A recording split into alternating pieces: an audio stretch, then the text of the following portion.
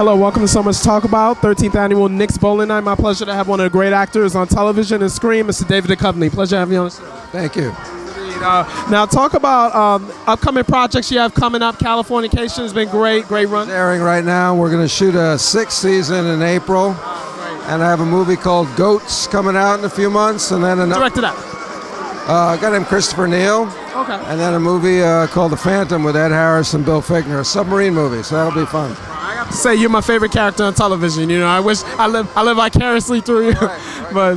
But one more question I wanted to ask you about you're a boxing fan, basketball fan, everything like that. You mentioned about teamwork is so important. Talk about how that really influences you. Well, I played basketball through college, and I played baseball, and I took up boxing later in life. But I mean, basketball was really my sport, so there was something about acting that was similar. You know what I said before, that it's collaborative, and you try to make the team better. Really, it's a team effort. It is. It definitely is. And I want to thank you for your time. I'll let you bowl. Kings, welcome to So Much to Talk About, 13th Annual Knicks Bowl. My pleasure to have New York Liberty legend for the second straight year, Miss Kim Hampton. And so much has been going on with you, Miss Hampton, on your music career. Talk about your gig at Birdland and how beautiful that was. Wow, yeah, I'm definitely trying to sing a lot more. It's something that I'm passionate about and I want to do, and I'm just feeling it, to just start doing it more. So I set up a gig and went through and followed through with it. So I sang a couple weeks ago, and then I was singing at All-Star Weekend. So I'm just trying to sing a lot more, set up some gigs so that I can kind of figure out who I am as a musician, as a singer. And I want to start writing and things like that. So talk about the style of music. Are you going for like contemporary jazz or more like R&B or soul or gospel? Well, right now I really don't know, but I know the name of my first album, and it's going to be too big for the box because, and I mean that literally and figuratively, that I love music. I love jazz, I do, but I love R&B. And I love kind of like rock with the R&B fusion, I guess, with a little flavor. I like neo soul. I like music that moves me, and it might not be a particular genre that I want to do. So, my album might be, a mixture, just so that everyone can get to know me and how diverse I am. Because on any given day, I might listen to jazz, and then it might be hip hop, and then it might be R&B, and then it might be whatever. So I feel like, as an artist, I should be able to express myself in that way. Wow. And have that diversity, like you mentioned, being eclectic, for sure. For sure. Wow. College basketball is really flourishing right now. Right. And talk about how the young ladies that are doing it now are so fortunate to reap the benefits of the hard work that your generation set for them to be able to be visible. Well, I definitely feel like the WNBA is great incentive for women. And when women are in high school and they're in college and they know that they can go professional, I think that is definitely incentive. And so I'm so grateful that we could blaze the trail because there were so many before us that never got the opportunity that blazed it for us. And it's repetitive, it's a circle. We're a feeder program. I mean, we need the middle school and the elementary school, and you progress. So, I just feel that, wow, when I watch women's college basketball, I'm just kind of blown away at the talent, and I'm licking my chops already because I know that they're going to come into the league, and do some great things. And it's a joy for me to see that women are inspired by the WNBA as well. And talk about the players of the WNBA that are equivalent to LeBron James, Dwayne Wade, Kobe Bryant, Kevin Durant, et cetera, et cetera. Well, I'm not comparing them to them because they're the Cappie Pondexters and the Diana Taurasi's, and the Sylvias, and they're the WNBA players. So I don't compare them, to that. But, I feel like women are they're doing their thing. I mean, I think the game has just taken off on its own. Some incredible talent, and the team play is awesome as well. So, it's just a joy to see from when I started to where it's gone and to where it's going. I'm excited. Wow. say. Kim, thank you so much for your time, and I hope to work with you on one of those album tracks. Definitely, because We never know. Truly, we never know. Thank you. Thank you so much. Pleasure once again. Thank you. Pleasure to have for the second straight year one of the great players, not just in Syracuse history, but Big East history, and former New York Knick, and he works with the Knicks organization now, Mr. John Wallace. Pleasure to have you on the show once again. Thanks, man. I appreciate it. It's my second time doing your show, and hopefully I'll be here next year doing your show again for you, baby. I appreciate that. Definitely. And talk about, first of all, like the New York Knicks, they're starting to gel. They're starting to have that depth.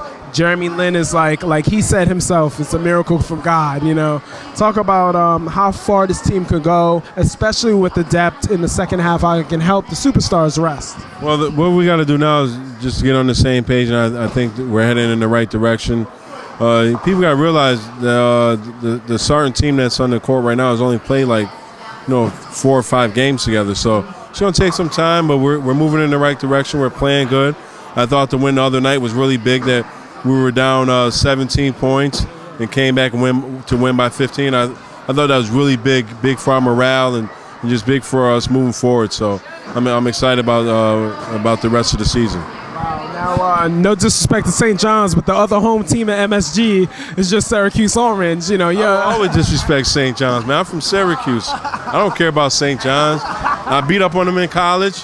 We still beating up on them. They still last month. It's a Syracuse. This is a Syracuse city, man. Last month when I was at the Garden for the St. John's Syracuse game, there's about 17,000 fans and 15,000 of them was Syracuse. They had orange on, so that's how we are, man. We travel big. We doing it big. We're top 5 in the country, and we should be number 1. I don't think Kentucky's a better team. They play in the SEC, which is the weakest conference. So, but we'll see what happens during the tournament. Talk about with the Cuse, that depth that they have, and also there's 3 or 4 potential first-round picks on that team. Break down each other's play. Like this, man. We got 7 pros on our team. We got guys on the bench that's going to be in the pros in 3 years. Our best player is arguably Dion Waiters, and he's our 6th man. Chris Joseph's is going to be in the league. Fab Mello, C.J. Fair, Michael Carter-Williams. I mean, we're deep, man. But that doesn't mean anything on paper. We got to still come out and play, and I think Coach Boeheim's got us playing the right way. And more importantly, as a team, we love each other because that's the only way it works when you're playing 10 guys, because there'd be some animosity. But it's really like a family up there. Make a comparison, the 96 team against the 2012 team. Talk about how that game would turn out. Well, first of all, I mean, not taking anything away from that team, that's 2012, but we did make it to the championship game, and we lost to a team that's arguably one of the greatest teams in NCAA history in Kentucky, and there are 8 or 9 pros that they had. So, I mean, man, I would never take a back seat to anybody. So, I mean, I feel like our team, we could beat anybody. I feel like we played that Kentucky team again, we beat them. So, I love Syracuse, man, and it doesn't matter if we can beat them or not, because they got to do it this year and hopefully bring the title home. One more question for you. The NBA in general, what is your take on the season, especially after a crippling lockout that could have been crippling, But talk about your assessment of how the season's going, the level of play, and the players that have really impressed you and the players that have improved. Well, I think play started out a little raggedy at first because people were off so long, and just happy to be back. But now, the next 20 games, 30 games is going to be really good because you're going to see the real NBA. You're going to see a lot of good basketball. You're going to see guys getting ready for the playoffs and all.